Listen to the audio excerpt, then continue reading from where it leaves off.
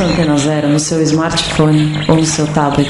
Acesse tunin.com e dê uma busca. Antena Zero.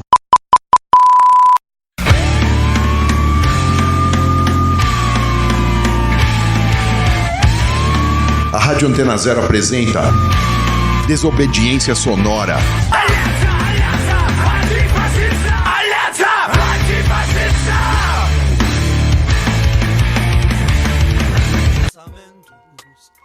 Salve, tamo no ar com mais um programa Desobediência Sonora aqui na Rádio Antena Zero. E hoje eu tenho o prazer de anunciar a Nathalie Esteves Grilo. Nathalie, primeiramente, muito obrigado pela oportunidade de fazer essa conversa contigo. Nossa, obrigada a você por ter me convidado. E Nathalie, recentemente, você fez o mestrado Força para Subir, Coragem na Descida, um estudo sobre as resistências das meninas na Fundação Casa. É um mestrado em Psicologia Social lá na PUC. E a gente hoje vai conversar um pouquinho sobre esse seu trabalho e um pouco das suas trajetórias. Nathalie, primeiro, queria que você pudesse se apresentar, falar um pouco da sua caminhada profissional, acadêmica, na militância, enfim. Quem que é a Nathalie? Bom, Nathalie é muita coisa, né? Mas vamos lá tentar no que concerne essa discussão.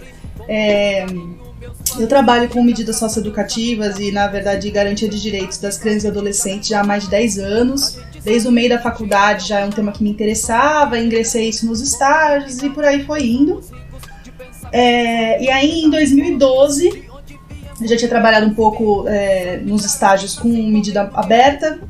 E aí, em 2012, então, eu fui trabalhar numa organização, em que eu te conheci, inclusive, que a gente dava os cursos de qualificação profissional básica para os meninos e meninas na Fundação Casa.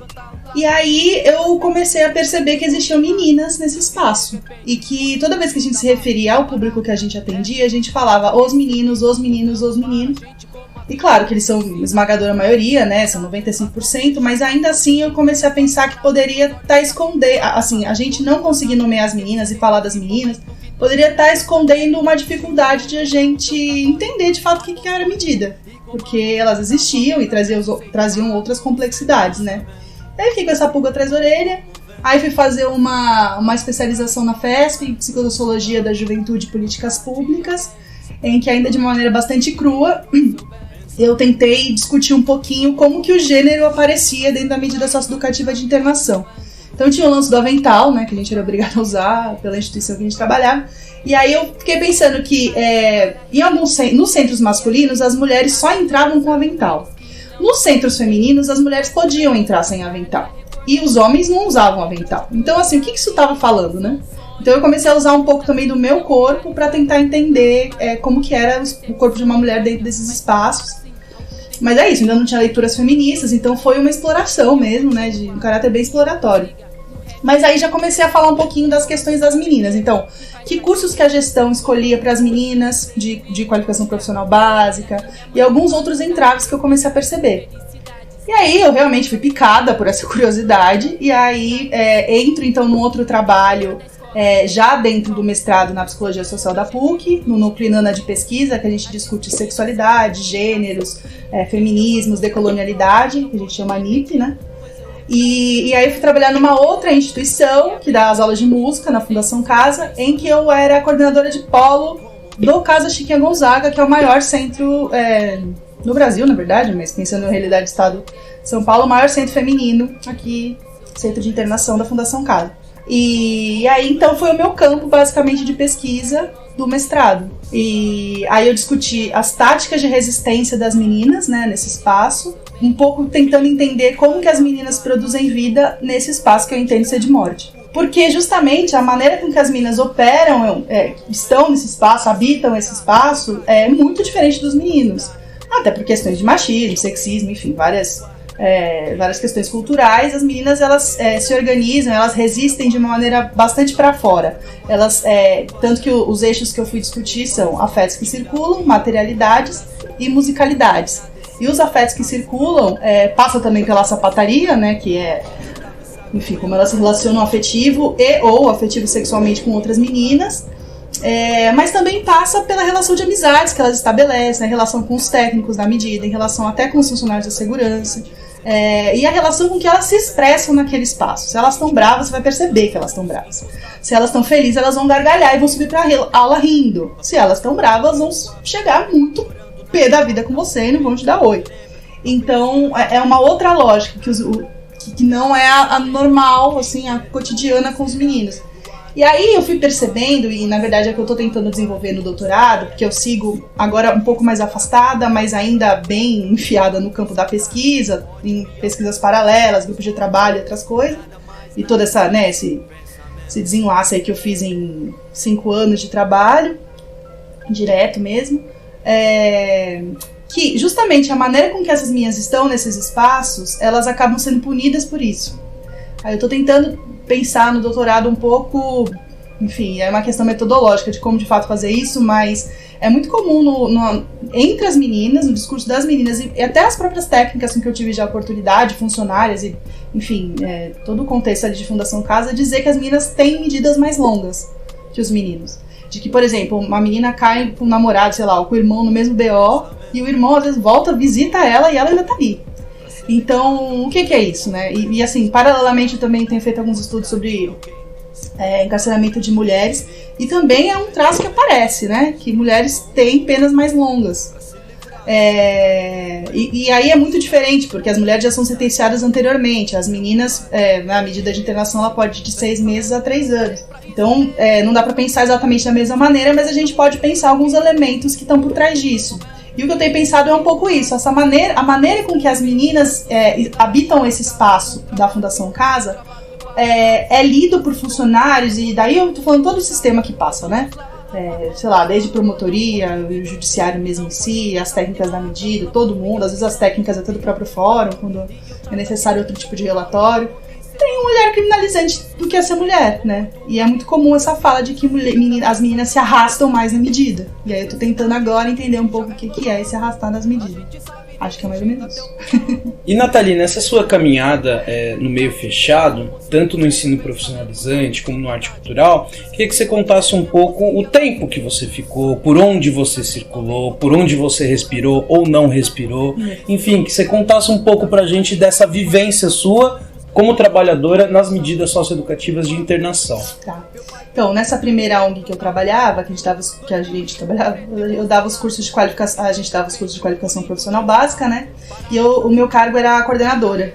E aí, eu tinha a função tanto de conversar com a gerência de educação profissional, que é a GEP da Fundação Casa, então fazer alguns tipos de mediações, de conflitos e também pensar algumas proposições.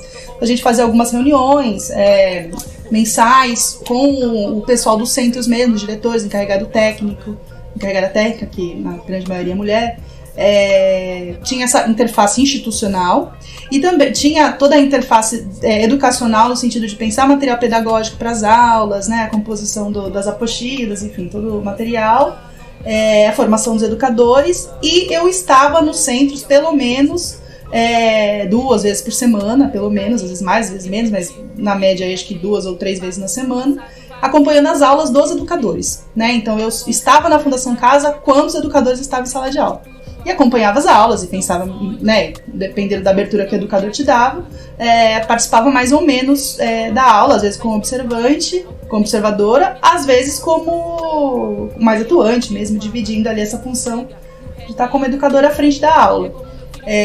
E nessa primeira instituição, como eu estava nessa função de coordenação, eu conheci muitos centros da Fundação Casa. Então, primeiramente eu conheci os masculinos, conheci Litoral, na verdade, todo o que a ONG estava, né? Que eram acho que 4 na época. Conheci também bastante, e todas as regionais da Fundação Casa, acho que eu fui em todas. O Brás, Vila Maria, Raposo, Franco. Alguns eu não trabalhei diretamente, mas em alguns eventos a gente acabava participando. Mas, enfim, aí depois acho que no meu 2º ano de trabalho nessa instituição, eu fui trabalhar com as meninas por uma vontade minha mesmo. Eu conversei, né, com a minha coordenadora geral, e aí eu fiquei um pouco nessa função de estar mais focada com as meninas. Mas também não só, também trabalhava com os meninos, mas começou a centralizar um pouco em mim, assim, essa demanda, né, de pensar as meninas. E foi um pouco por aí. E daí, né, juntando com o que eu disse antes, meu interesse foi crescendo, eu fui me debruçando teoricamente mesmo para tentar entender as coisas que eu via e que eu não conseguia nomear muitas vezes. E aí então nessa segunda instituição em que eu trabalhei, eu já fui disposta a trabalhar com as meninas. E aí fiquei então 1 ano e meio, um pouquinho menos, indo 3 vezes na semana no Casa Chiquinha Gonzaga, que é esse centro maior aí do Brasil, não? Então eu ficava 2 vezes na semana no espaço das meninas que não são mães, aliás, que não estão com seus bebês e nem grávidas de 8 meses. E 1 vez na semana eu ficava no PAMI, que é o Programa de Atendimento Materno-Infantil, onde ficam as meninas grávidas com mais de 8 meses e com os bebês até o final da medida. E também a mesma coisa, eu acompanhava as aulas dos educadores.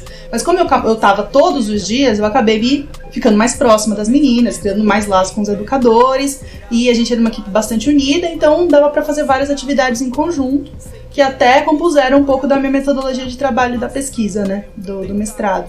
Então foi um pouco por aí a minha circulação na Fundação Casa. E agora eu volto como pesquisadora de outra ordem, assim, né? E aí, claro, não tenho os mesmos acessos, é muito diferente, é muito polida as informações que eu acesso, mas meu repertório me ajuda a refletir criticamente sobre isso, né? E Nathalie, eu queria que você falasse um pouquinho pra gente sobre o título do seu mestrado. Como que você chegou a esse título? Então, eu super me vinculei às meninas, né? Inclusive eu aprendi a tocar percussão na Fundação Casa. E aí, tinha uma menina lá que ela teve uma medida longa, né? Então, todo esse 1 ano e meio que eu passei, e ela gostava bastante de tocar percussão. Então, todo esse 1 ano e meio que eu passei, ela tava na aula de percussão, basicamente.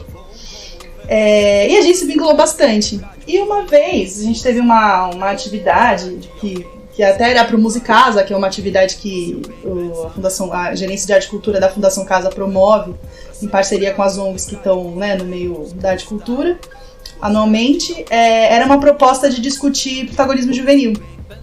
E as meninas fazem muita música, muita coisa, a gente quis trazer esse repertório que elas já fazem para compor aí o nosso número, né? E aí eu tava perguntando pras meninas, vocês têm alguma ideia de música que a gente possa inserir, que era fazer um medley, né, de junção de várias músicas e tal. Aí uma delas, que é essa menina, que eu nomeei, que ela se nomeou de Pamela, ela falou, o Não É Sério do Charlie Brown Jr. Eu falei, nossa, tudo a ver, né, eu vejo na TV o que eles falam sobre a jovem, né, daí a gente mudou, Não É Sério, enfim. E aí ficou. Essa menina saiu, eu saí, parei, acabou meu trabalho no Guri, enfim. E a gente se reconectou pelo Facebook. E eu perguntei pra ela, falei, Pamela, e uma coisa que é importante dizer, né, que é um cuidado metodológico até de execução da pesquisa. Embora as meninas não tenham assinado nada, nenhum papel, nada, todas as vezes que eu tinha possibilidade, eu explicava pras meninas o que eu tava fazendo para além do meu trabalho no Guri. Então, e eu explicava, né, que assim, a importância de fazer pesquisa, de a gente levantar dados, que as meninas são pouco olhadas, enfim. E no geral as recepções eram muito boas. Só aí, profinha, manda aí mesmo. A galera tem que saber que a gente tá passando aqui. E então tinha sempre esse cuidado, né? Então a Pamela, ela já sabia. E aí eu perguntei pra ela, falei, Pamela, eu preciso dar um nome pra esse negócio que eu vou escrever, que é tipo um livro. E o que você acha? Aí ela falou, Força pra Subir, Coragem na Descida. E na hora eu não me toquei o que era. E aí eu falei, daí eu imaginei, né? Eu falei, é uma música, alguma coisa? Ela do SNJ.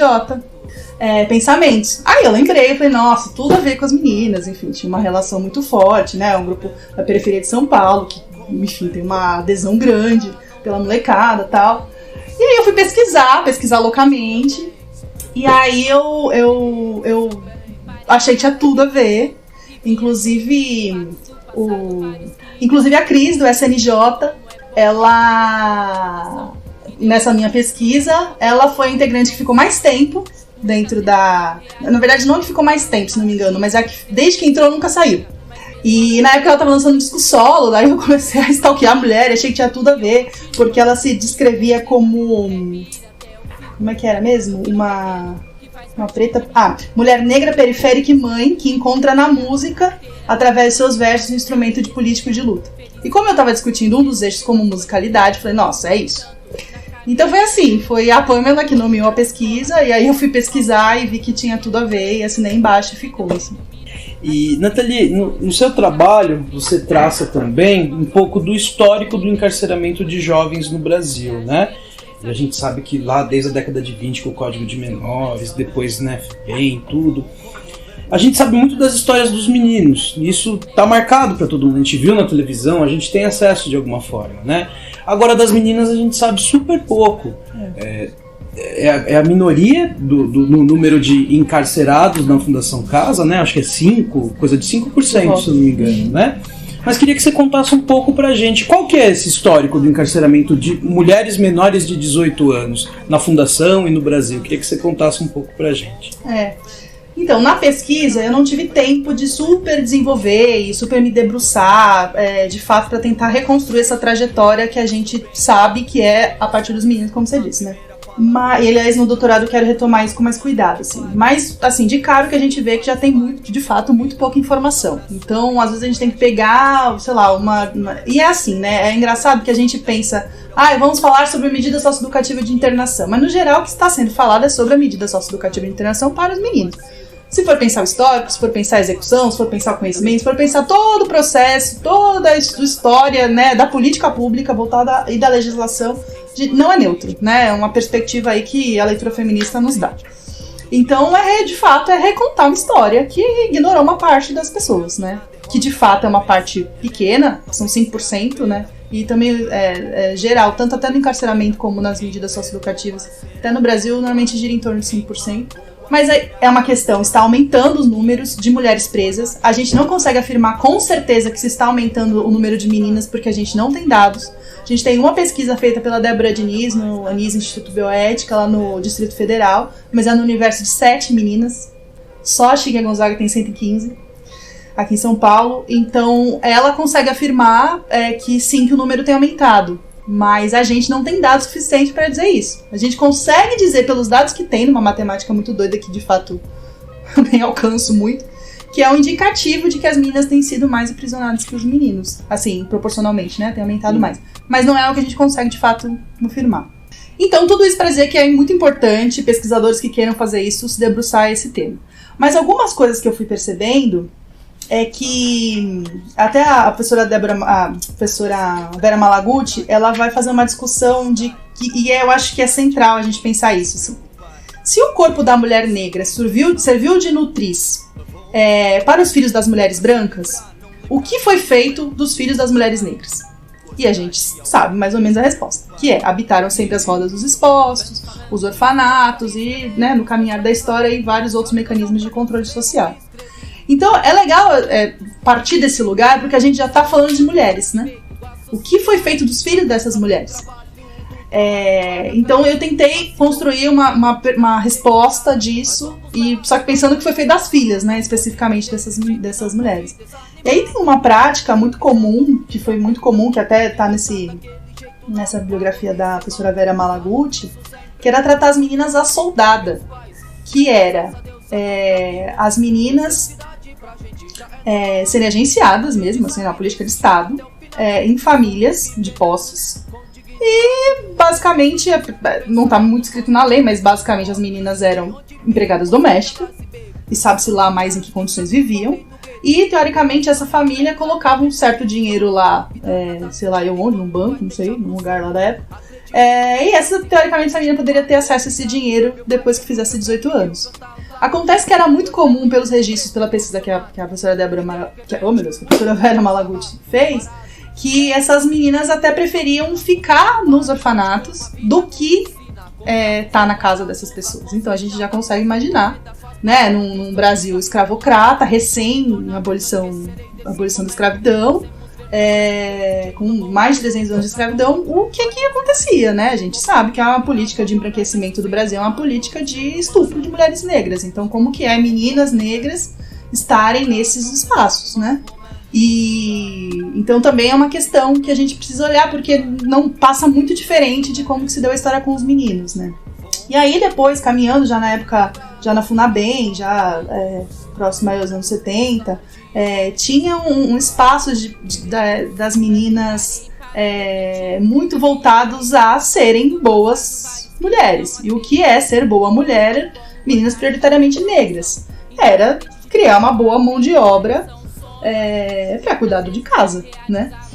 E aí, se a gente for pensar também o carceramento de mulheres, toda a história das penitenciárias femininas tem uma força muito grande a questão moral e religiosa, né? As primeiras cadeias eram tocadas por freiras, né?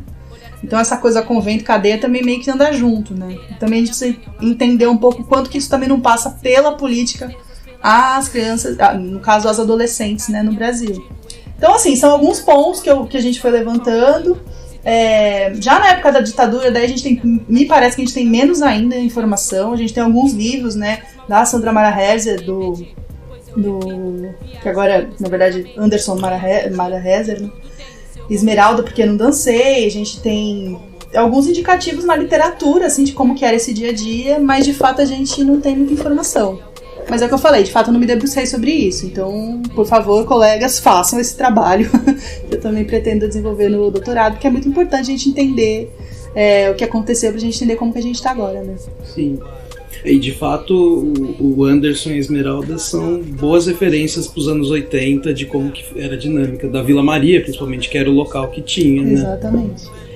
E Nathalie, hoje qual que é o cenário da medida de internação e de semiliberdade aqui de São Paulo das meninas? Né? A gente acha que tem 5 unidades?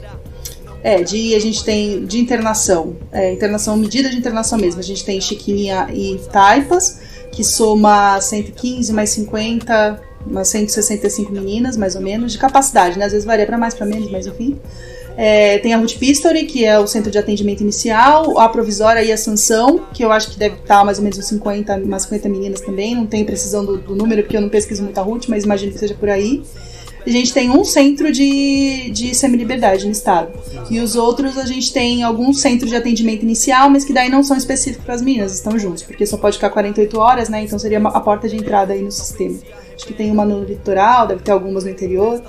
E tem 2 centros de internação também no interior do estado, né? Que é Cerqueira César e Anitta Garibaldi, que eu também não tenho os números, mas eu imagino que os 2 juntos devem somar 80 a 100 meninas. Então é isso que a gente tem, são 6 centros de internação e semiliberdade. E essas unidades, elas foram pensadas especificamente para mulheres ou só as cores das paredes são rosas em vez de azul? Pois é, essa é a treta, né? Primeiro, o que é pensar uma unidade de internação para meninas? Ontem eu estava num debate sobre encarceramento feminino e fiz a mesma pergunta. O que é pensar uma cadeia para mulher? Assim, se a gente for entender que essas instituições foram feitas de homens para homens, com classes sociais e cor de pele bem distintas, onde que as mulheres ficam nessa lógica, né? Porque a mulher menstrua, porque a mulher tem filho, e para além das condições mais, vamos pensar, biológicas, embora tenha algumas salvas contra intitular assim, mas vamos pensar mais biológicas, tem a questão de como as mulheres estão nesses espaços, né? As mulheres são chefe de família. Você prender uma mulher, mesmo que seja uma menina, você deixa filhos ao léu, né? Tem todo um instrumental aí do que é a sociedade que vai desenrolando de uma outra maneira que não com os homens. Então, assim, já acho que a pergunta que a gente tem que fazer é: o que é pensar de fato centro de internação para meninas, né? Agora, vamos deixar essa pergunta mais filosófica de lado e na prática é isso, são sempre lugares adaptados, né, que adequam para as meninas. A questão é que esse adequar para meninas é muito regido e permeado por estereótipos gritantes de gênero, que é a bela recatada do lar. Então é isso, você pinta a parede roxa e pronto, agora é um lugar habitável para as meninas. Você dá aula de manicure e pronto, agora as meninas podem ser daqui e ser manicure.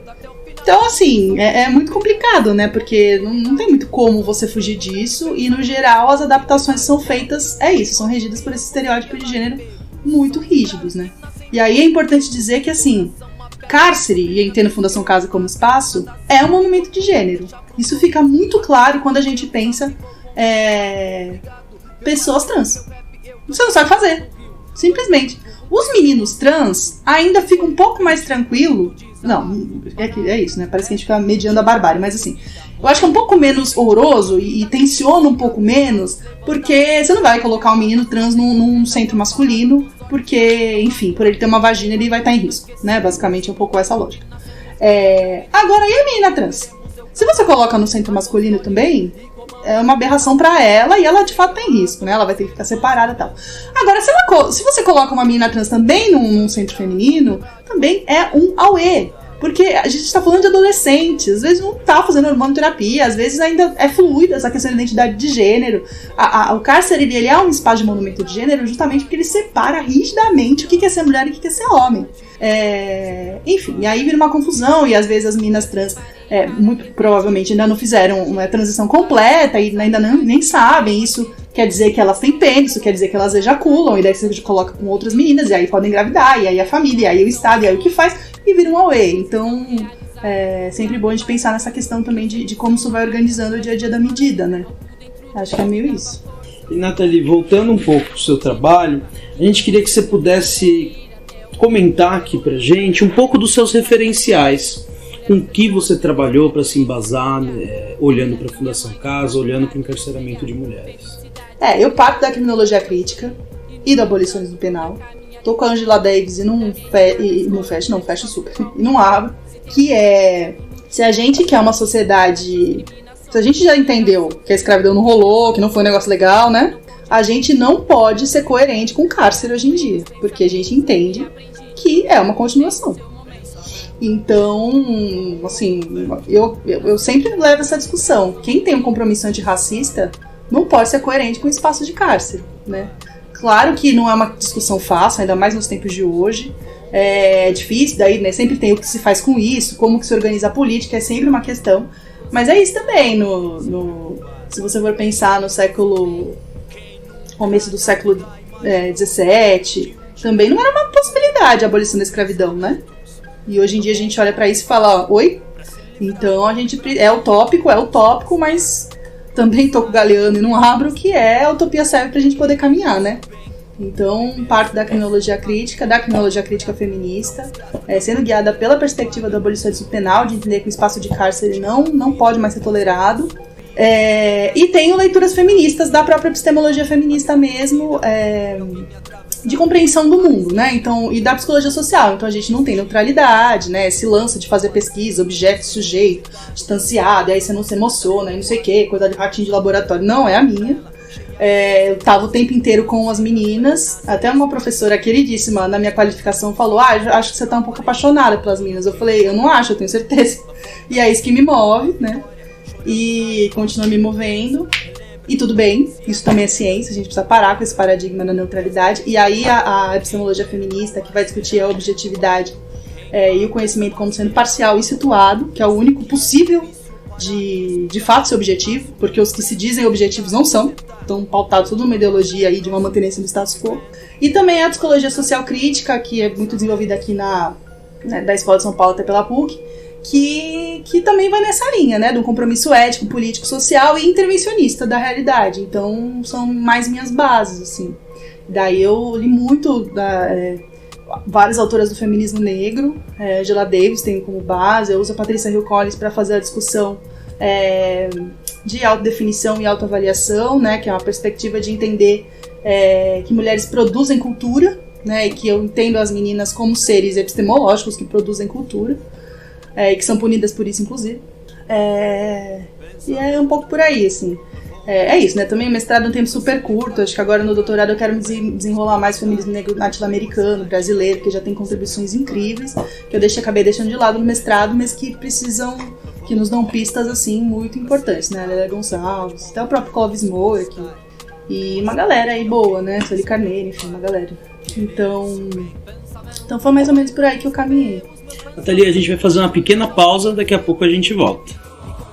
Você está ouvindo... La lucha contra el fascismo es la lucha por la libertad. Contra el racismo, el sexismo, el capital y toda autoridad. Desobediência sonora.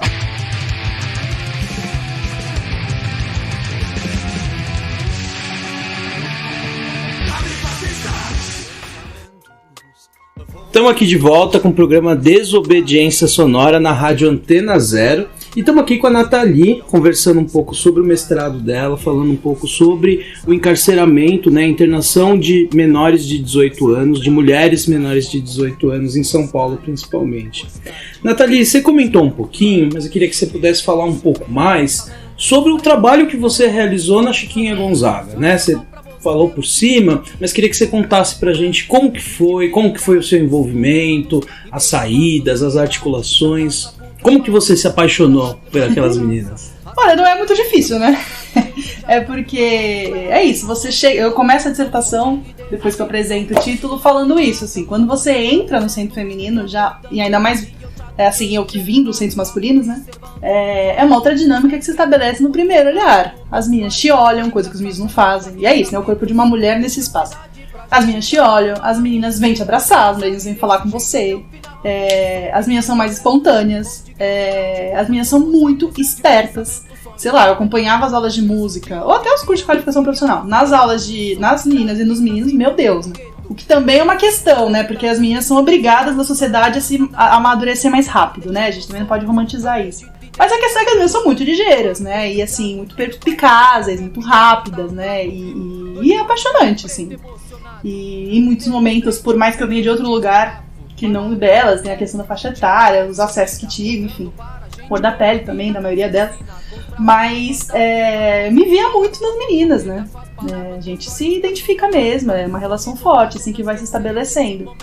E aí, como eu tava nessa instituição aí que dava os cursos de música, e eu adoro música, e eu tocava com as meninas, então já era um lugar de afeto e de potência em si, né? Que a música, graças, nos propicia. E aí eu também pensava várias atividades com elas, porque tinha essa proposta, né? O coordenador de polo podia fazer várias atividades socioeducativas, enfim, para ampliar um pouco a perspectiva do ensino musical. E aí eu peguei isso com unhas e dentes e fiz tudo que eu podia. Eu desenvolvi algumas aulas ali dentro mesmo, então, sei lá, uma aula que a gente chamou de Coisa de Mulher, que a gente fazia uma discussão dos estereótipos da mulher na sociedade, basicamente, né? Que era um pouco construir com as meninas o que é uma coisa de mulher. E aí, nossa, eu fazia várias pesquisas, várias coisas, jogo de memória, não sei o quê. Uma amiga minha faz origami, ela ama fazer origami. Aí eu levava origami pras meninas. Todo um trabalho ali de tentar fazer aquele espaço menos hostil pras meninas, né? E que elas pudessem, pedagogicamente mesmo, numa perspectiva de educação, ser produtiva a elas. E saía coisas muito legais, assim, né? E a gente ia se vinculando. E aí eu também, a gente montou uma aula. Essa coisa de mulher, como era... Eu consegui fazer em várias turmas. Até turmas que eu não tinha tanto envolvimento. De repente uma turma nova. Porque é isso, né? Como eu gostava de tocar percussão, eu ficava muito na aula de percussão. Então as minhas queridinhas eram mais as minhas de percussão pelo tempo de convivência mesmo. Mas também mudava, né? Uma que tava no coral, vinha a percussão, enfim, era mais fluido o negócio. Mas... eu fiz, por exemplo, eu não consegui fazer no PAMI com as meninas e com os bebês, que daí é outra dinâmica, né? Porque tem bebê com cartinha do jogo de memória na boca, tem outras dinâmicas rolando. Mas eu também fiz uma aula que daí eu só desenvolvi com as meninas da percussão, de uma turma específica, que eu entendi que era uma coisa mais delicada de conversar, eu achava que tinha que ter mais intimidade mesmo. Que era uma aula sobre sexualidade. E aí foi incrível, assim, eu pensei em algumas perguntas prévias, e sempre isso, né, como a gente via da música, sempre levava uma música como referência, disparador da discussão e tal. E aí eu fiz algumas perguntas prévias, pensando na sexualidade ampla, então desde cuidados de saúde, menstruação, ciclo hormonal, né, e entre outras coisas, até identidade de gênero, até práticas sexuais mesmo, enfim. Doenças sexualmente transmissíveis, na verdade, infecções, né, sexualmente transmissíveis e por aí vai. E aí era meio esquema do jogo da garrafa, assim. E aí eu fiz toda uma conversa com as meninas, né, de que a gente tinha que ser respeitosa, que não tinha pergunta certa ou errada. E rolou de uma maneira incrível, assim, até eu narro na pesquisa. E foi muito engraçado porque elas... E só tinha meninas, porque o educador não tinha ido naquela aula. E aí eu fiquei com as meninas só e tinha um funcionário na porta. E foi engraçado que ele tava meio incomodado com a discussão e as meninas meio não querendo que ele participasse. E as meninas fizeram toda uma manobra ali que ele saísse. São as táticas de resistência, né, no último momento, assim, que as meninas fazem isso com uma maestria, assim, absurda. Só você olhar pra isso que você vê. E fiz essas aulas internas, né? que a gente tinha algum espaço, que eu acho que foram bem legais, as meninas me davam respostas muito interessantes disso. E também saídas externas, né? Que tava numa gestão, ainda tá na verdade, que era bem aberta a saídas pedagógicas. Eles tinham essa política com muitas limitações. Você tem um lance lá da fase que tem, daí é só a fase 3, a fase 4 que pode. Várias questões muito difíceis. E aí, assim, toda vez que você pensava uma visita, era um inferno, porque você não sabia se de fato a visita ia acontecer, porque qualquer coisa podia acontecer e a visita não saía, ou então, sei lá, era uma apresentação e aí a única menina tocava surdo, você não sabia se ela ia estar, era sempre uma emoção, né? Mas enfim, é isso. Trabalhar nas brechas, vamos com as meninas. E aí a gente fez várias saídas pro Memorial da Resistência, que foi muito interessante, porque as meninas fizeram um paralelo gritado. Por exemplo, quando a educadora falou da pipa. Porque os presos políticos fazem uma pipa. Elas começaram a ter um ataque de riso, daí a educadora não entendeu. E elas falaram, porque a gente faz pipa também, a gente se comunica com os espaços que não pode e tal, né? Que é a comunicação clandestina por carta. E aí uma virou e falou assim, inclusive eu acho que eles deviam estar bem ferrados se fossem pegos. Então, assim, tinha várias analogias bem legais. E era um pessoal, educadores de ação educativa, que fazia essa visita guiada. Então, uma galera que já sabia um pouco da nossa proposta e fez uma visita bem pensando, assim, no contexto que as minhas estavam. Foi bem bacana. E uma parceria que a gente fez com o Museu of Brasil, que rende até hoje, assim, depois virou... alguns educadores do Guri fizeram formação até educacional mesmo, né? Lá, e até onde eu sei, ainda as meninas vão uma vez por mês. Tem um grupo que vai lá, tipo, Fundação Casa, né? Às vezes sai uma vez por mês, às vezes não, mas pelo que eu entendi ainda rola de esse contato das meninas, um grupo de meninas irem, cada vez um grupo, irem ao Museu of Brasil, enfim. E é sempre um respiro, é sempre um alívio. E aí a gente sempre tentava também fazer saídas no sentido de apresentações musicais, né? Então, se alguém tinha alguma parceria querendo, a gente dava um jeito de fazer. E era um pouco por aí, assim, porque o que eu entendia daquele espaço em que eu tava é que a briga mesmo não acontece ali. A briga tem que acontecer aqui fora pra que esse espaço deixe de existir. Agora, uma vez, é isso, né? O tempo histórico é diferente do tempo de vida. As meninas estão lá. Então, como fazer esse lugar não ser tão hostil pra elas e que elas também se instrumentalizem de cada vez mais e reconheçam em si as próprias potências, porque, meu Deus, o que mais tem? Para que até lá fora elas consigam, né, enfim, nos caminhos que escolherem, poder fazer aí, desenvolver bem uma vida. E eu acreditava e acredito ainda que era a potência do afeto, ela afeta mesmo, né? Então eu sempre tentei por essa linha de criar ambientes gostosos, de afetividade, de tentar usar essa coisa de dar potência de sair para visitas. E foi por aí, assim, a minha trajetória com as meninas. E aí, a pesquisa, eu também entrevisto, né? Eu considero 3, mais uma, que é a que me deu o título, a Pamela. Safada fugiu na época. Numa das saídas? Não fugiu da Fundação Casa. Fugiu de mim. Porque a gente falava direto. Ela já tinha saído, já tinha acabado a medida dela e tal. E a gente falava direto no Facebook, mas aí na época quem foi pra entrevistar, ela fugiu. Deu um perdido bonito. Ok, né? Respeitei. Sei lá o que ela tava passando também. Depois a gente retomou contato nesse momento. Mas eu considero ela como uma interlocutora porque a gente conversava muito dentro da fundação e ela, inclusive, me deu o nome da pesquisa. Mas de fato, eu entrevistei 2 meninas que eu também conheci na fundação e que são minhas amigas hoje, inclusive. Já todas maiores de idade, com filhos, já em outro contexto, né? Porque é isso, né? A adolescência passa rápido. E aí foi incrível, porque tanto elas me contaram o dia a dia da fundação pela perspectiva delas. Muita coisa eu já sabia, porque eu tava lá há bastante tempo. Mas é isso, eu tava nos espaços das aulas, então muita coisa eu também não sabia, né?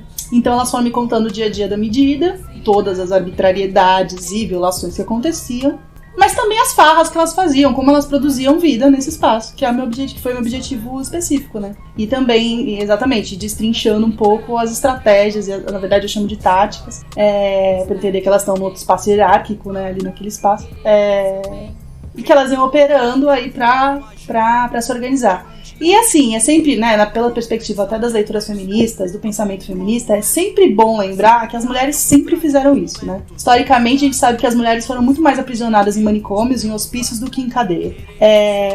Por exemplo, a minha orientadora do mestrado e do doutorado, a Carla Cristina Garcia, ela tem um livro que ela chama Ovelhas na Neva, que foi o mestrado dela, de 20 anos atrás, eu acho, mas que ela já vai apontar para a resistência que as mulheres tinham, mesmo nessa linha, de não perder a individualidade, de expressar a subjetividade em coisas pequenas, né? Então, por exemplo, conseguia fazer um tipo de dobra diferente no uniforme, que era igual para todo mundo, pegava alguma coisa e conseguia fazer uma maquiagem, ou uma flor para adornar o cabelo, né? Que são potências de saúde num espaço de manicômio, né? Imagina. Então, também tentei fazer essa discussão um pouco nessa genealogia de táticas e estratégias que as mulheres operam desde que o mundo é mundo, né? Claro que a gente não tem acesso a todas, mas as que tivemos a gente entende que constrói aí essa genealogia toda. Então, foi por aí um pouquinho que eu fui caminhando. E aí, então, conta pra gente quais eram essas resistências, né? Você foi dando alguns sentidos, mas dentro da Moca, dentro da Gonzaga, o que você define como resistência lá dentro?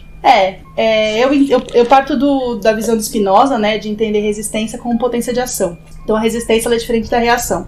A reação é, né, então sei lá, eu te empurro, você me devolve, vai. É algo que é provocado por fora. E aí você parte de um lugar mais da passividade, né? Claro que você pode se transmutar, mas no geral seria isso. A resistência em si seria a ação visando uma potência de ação, que é o que nos faz ser humano, né? Ele trabalha lá com o conceito de conatos, que é um pouco essa força, essa potência de ação que cada pessoa tem e que ela vai se potencializar nos bons encontros. Até por isso que eu parto do afeto, porque o afeto é um bom encontro, né? E daí se você tem um bom encontro na vida, você vai potencializar isso. Se você não tem, você tem um mau encontro, você vai diminuir a sua potência de ação. Então eu entendo a resistência um pouco isso, assim. Essa potência de ação, de agir, de criar, né? E aí, assim, as meninas, né, como eu falei, eu trabalhei por afetos que circulam, materialidades e musicalidade. Os afetos que circulam, que eu já falei um pouquinho também, mas é basicamente a maneira com que elas expressam as emoções, né, que é pra fora. Às vezes no próprio corpo, né, tem uma questão da automutilação muito grande, né, nos centros femininos, mas tem uma coisa do falar, do gritar, do se abraçar, do xingar, do bater, né? Também não são seres apenas de luz e que se amam loucamente, claro que não. Gente, como todo mundo quer esganar muita gente, ainda mais num contexto de caldeirão, né? De panela de pressão que é a Fundação Casa. Mas é isso, assim, essa força do afeto. Então, a maneira com que elas lidavam com as amigas, eu tenho várias meninas no Facebook, enfim, né? Porque mantive contato. Elas mantêm uma rede de contato, de afeto muito grande, assim, muito grande. Às vezes mais próximo, às vezes mais por rede social. Mas isso já faz 3 anos que eu saí. E isso ainda permanece, né? Elas têm uma rede de afeto que foi feita ali dentro muito forte. E é muito engraçado, quer dizer, na verdade é muito triste. Porque muitas delas ainda entendem que a mulher é falsa, a mulher não é amiga de mulher. Sendo que a história delas diz o contrário. Então eu também tinha um pouco esse trabalho de mostrar o que elas já estavam fazendo, sabe? E a sapataria em si, né? Que é uma maneira de explorar a sexualidade num espaço fechado, meio sem tabu. Aliás, meio com outros tabus, na verdade. Mas não que o da homossexualidade em si. E num caráter exploratório, às vezes mais pela questão da idade, né, pela faixa etária, às vezes não, já muito organizado para elas, depende também da vivência que tinham anteriormente, né, é isso também, a gente fala as meninas na Fundação Casa, mas existem singularidades, né, tem meninas que já tinham uma vida sexual superativa, outras que não, outras que já cometiam ato fracional há vários tempos, outras não, né, porque o caso da Chiquinha Gonzaga, no geral, é um caso de meninas de primeira passagem, mas primeira passagem internação. Então, de repente, se ela já teve trocentas passagens no meio aberto, ou se já estava na vida infracional há muito tempo e nunca foi pega, né? Então, variava muito o perfil das meninas também. Era isso, assim, a maneira com que as emoções apareciam nesse espaço. E eu acho, e defendo com unhas e dentes, que se apaixonar num espaço desse é revolucionário para um caralho, não é? E, na verdade, para uma buceta, no caso. Então, era um pouco essa potência que eu via nesse espaço.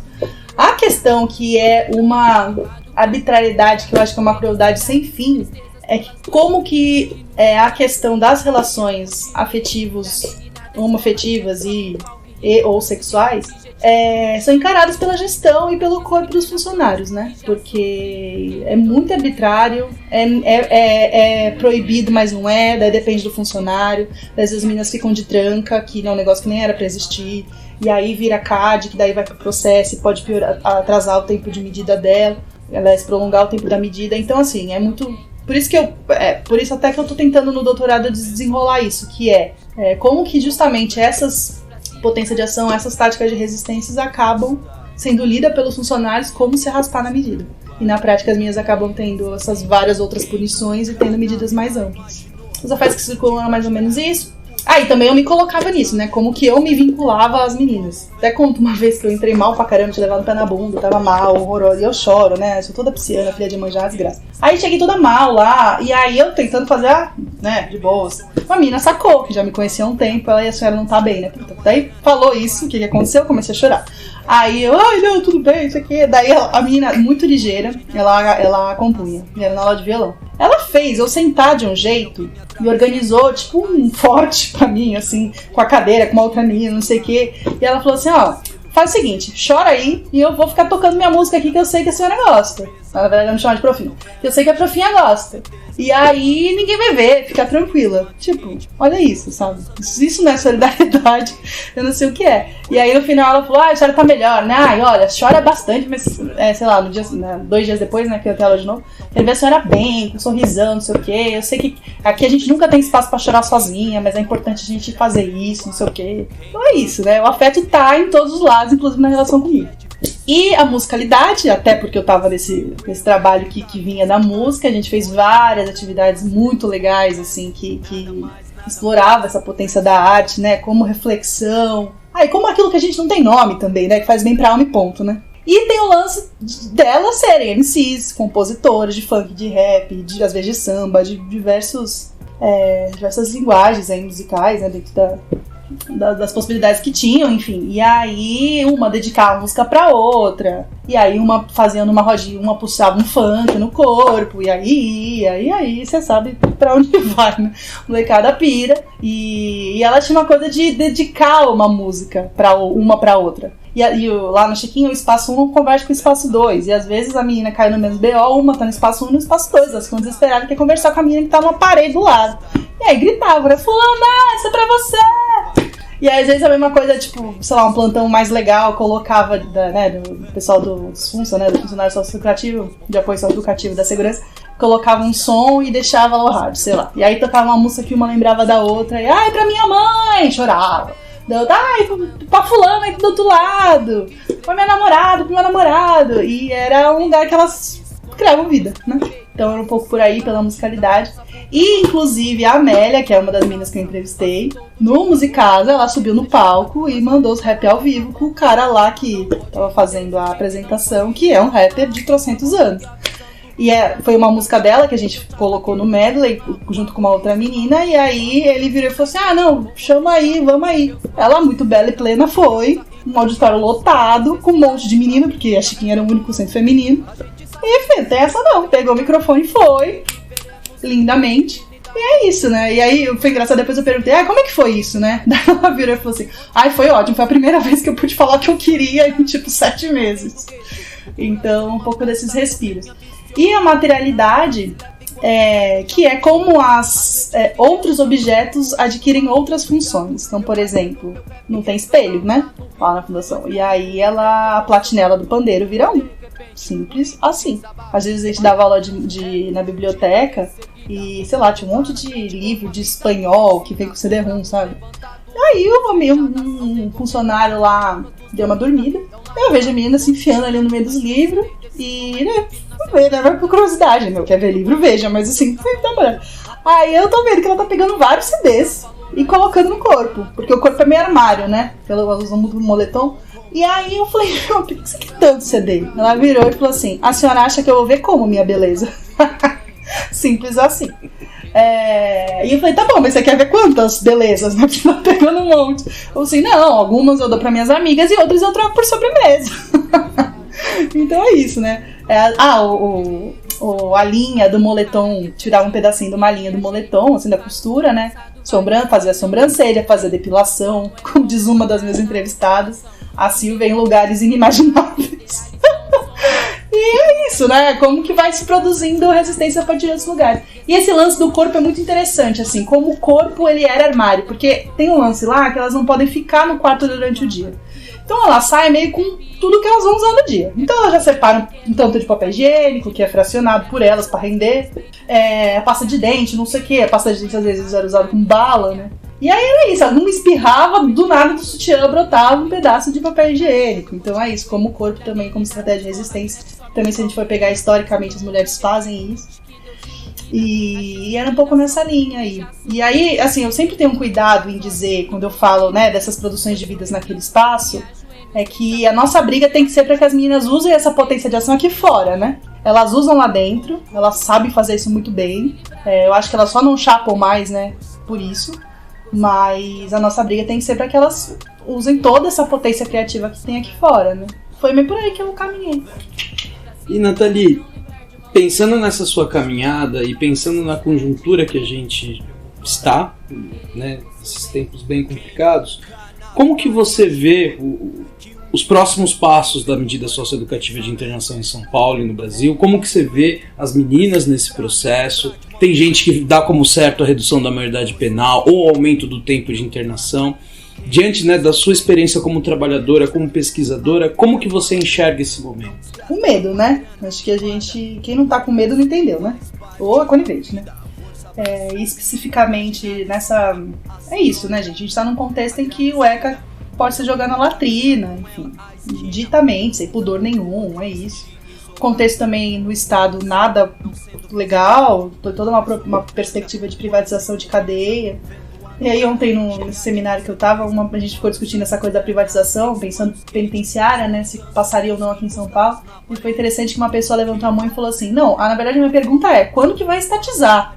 Porque tem toda uma lógica de empresas e ONGs, né, a gente não tá, estamos nessa aí, que vai se organizando para dar conta dessa demanda carcerária ou de Fundação Casa, né? Quem fornece alimentação, quem fornece os cursos, quem fornece...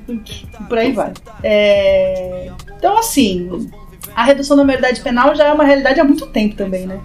Mas é isso, às vezes numa canetada, num descuido passa e aí eu não sei que loucura que isso pode virar. Tanto a redução da maioridade penal como a questão de aumentar o tempo de internação. Assim, imagina, a gente sabe o quanto que os meninos ou meninas com 3 anos é um inferno, você não tem mais o que fazer, é muito complicado, perde tudo que é laço, é bizarro, assim, e na medida mesmo, fica muito estressante, né, lidar, precisa de 3 anos ali, não tem mais curso, não tem mais nada novo, é super difícil. Então imagina aumentar isso, assim, é uma barbárie. Eu, sinceramente, tento não pensar muito, assim, porque eu só vejo tiro, porrada e bomba pela frente, né. Mas o que eu acho que a gente também tem que olhar, mesmo nesse cenário sem redução, é as igrejas evangélicas dentro desses espaços. A gente precisa, a sociedade civil inteira, eu acho, tem que estar de alguma maneira articulada pra tentar impedir essa dominação ideológica louca pela igreja, especificamente a Igreja Universal, né? Porque é isso também, tem várias igrejas evangélicas, tem algumas que fazem um trabalho super interessante. Mas um dado concreto uma das diretrizes da Fundação Casa é que as meninas e meninos têm que ter acesso a suporte religioso e tal, de qualquer religião que seja deles. E na prática, as religiões de matriz africana nem aparecem, porque não chegam, né, por diversos motivos, inclusive porque são barrados. Igrejas católicas muito poucos, espíritas também pouquíssimas, e as igrejas evangélicas dominam. Mas tem algumas igrejas evangélicas que querem dominar no nível do tipo assim, quero só ter eu aqui. E isso é muito complicado, né? Enfim, saiu um vídeo aí recentemente, que no final do ano passado, da Igreja Universal, tipo, super com política pública, tendo um púlpito. Você sabe a dificuldade que é pra gente ter uma sala decente pra fazer uma aula. Daí do nada consegue uma sala pra ter um púlpito dentro da Fundação Casa? Gente, tem que olhar, né? Então, assim, eu acho que é isso. A gente tá num cenário muito instável, que a gente tem que ficar ligado em diversas frentes. Mas no contexto atual, mesmo sem redução, mesmo do jeito que tá agora, eu olharia com muito cuidado pra essa coisa das igrejas evangélicas dominando esse espaço da medida socioeducativa, porque é bem preocupante. E isso incide nas meninas de outro lugar, porque é isso, né? A moral religiosa aparece da mulher de um lugar da submissão. Digo de novo, não estou falando de todas as igrejas evangélicas, mas o que a gente tem percebido, conversando com as meninas e olhando o que está acontecendo, é que isso aparece de uma maneira muito grosseira com as meninas. E é isso, as meninas, elas não respeitam a heterossexualidade compulsória que está dando na sociedade, elas vão batendo vários marcos ali, e elas vão sendo responsabilizadas por isso, né? Essa coisa da maternidade também, de aprender a ser mãe, sabe? Como assim você infracionou e você tem uma criança? Às vezes ela justamente infracionou porque tem a criança, porque pai também é outra coisa que ninguém viu, ninguém sabe. Então acho que é um cuidado que a gente tem. Acho que se fosse pra falar alguma coisa agora, seria com as igrejas evangélicas, especial Universal, que tá querendo pegar fundo ali mesmo. Nathalie, quero te agradecer muito pela possibilidade dessa conversa. Obrigado mesmo por receber aqui na sua casa. E antes da gente terminar, queria que você pudesse passar seus contatos. Então quem quiser entrar em contato contigo, qual que é o caminho? E também queria pedir que você apresentasse uma música que a gente vai terminar essa edição, que você que encomendou. Então, novamente, muito obrigado pela oportunidade. Obrigada, Fê, adorei. Acho que qualquer espaço que a gente tenha para falar disso é sempre bem-vindo. Eu tô pensando aqui, a melhor maneira de falar comigo, mas eu acho que talvez seja pelo Facebook mesmo, que é Nathalie Grillo, Nathali, Grillo, Grilo. E aí a pessoa manda uma mensagem e tal, me adiciona, e acho que daí é mais fácil, a gente vai conversando e vai passando outros contatos. Acho que é mais fácil aqui pelo formato. E essa música, dentro dessa instituição que eu trabalhava, teve uma vez lá um projeto de composição, de campeonato de composição para comemorar aniversário dessa instituição. E aí tinha uma menina que mandava muito, assim, ela já era MC no Mundão, ela fazia vários raps dentro da fundação e tal, e ela falou, não, tem uma música pronta, não, vou fazer uma música pra isso. E ela fez uma música chamada Sofrimento da Mulher. E aí era o educador parceiraço, o Jonathan Dias, ele musicou a música, né, e aí as meninas da aula de violão e cavaco tocaram a música, algumas fizeram uma percussão no violão, e essa menina pôde cantar a letra que tinha feito, né. E aí chama Sofrimento da Mulher, e é uma música que eu adoro. Às vezes eu acordo com ela na cabeça, porque imagina, eu tive que transcrever a música, eu gravei a música, eu ouvi a música em todos os caminhos possíveis, e eu adoro a música. E todo lugar que eu vou também, eu também falo dessa música, que é bem da hora e bem mostra como que a gente produz vida mesmo, em vários aspectos, sabe? Acho que é isso.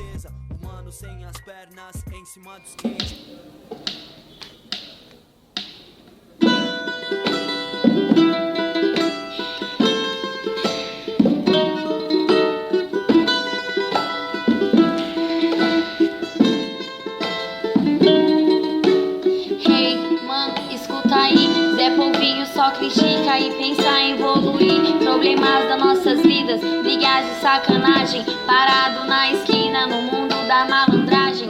Penso no futuro, no que podia causar. No balanço da criança, ao ouvir ela chorar. Sofrimento da mulher, sem saber o que fazer. Cuidando de uma criança pra não fazê-la sofrer. Olhando ao seu redor com vontade de chorar.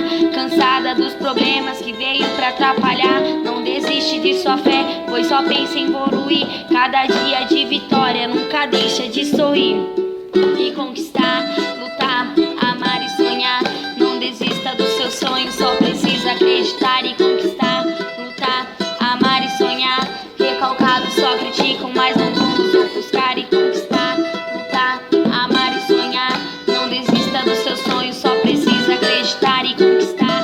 Lutar, amar e sonhar. Recalcados só criticam, mas não vão nos ofuscar. Não precisa de marido que diz que vai ajudar. Na verdade quer prazer, vadiar e ostentar. Não se ilude no sorriso, pois alcança a maldade. Não confia nos amigos que dizem que é de verdade. Só acredita no amor que veio de sua mãe, que estava do seu lado em várias ocasiões. Minha filha, eu te amo, nunca pense em desistir. Com sua força de vontade você pode evoluir e conquistar. Lutar, amar e sonhar. Não desista dos seus sonhos, só precisa acreditar e conquistar. Lutar, amar e sonhar. Recalcados só criticam, mas não vão nos ofuscar e conquistar. Lutar, amar e sonhar. Não desista dos seus sonhos, só precisa acreditar e conquistar. Lutar, amar e sonhar. Recalcados só criticam, mas não vão nos ofuscar.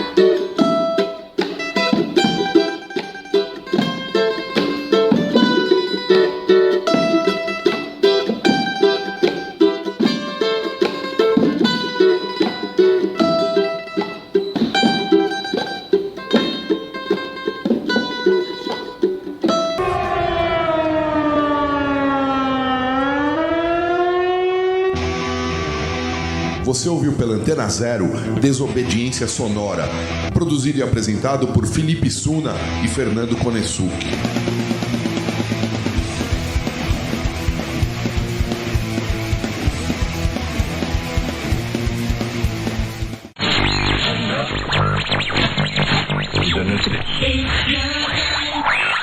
Você está na Antena Zero.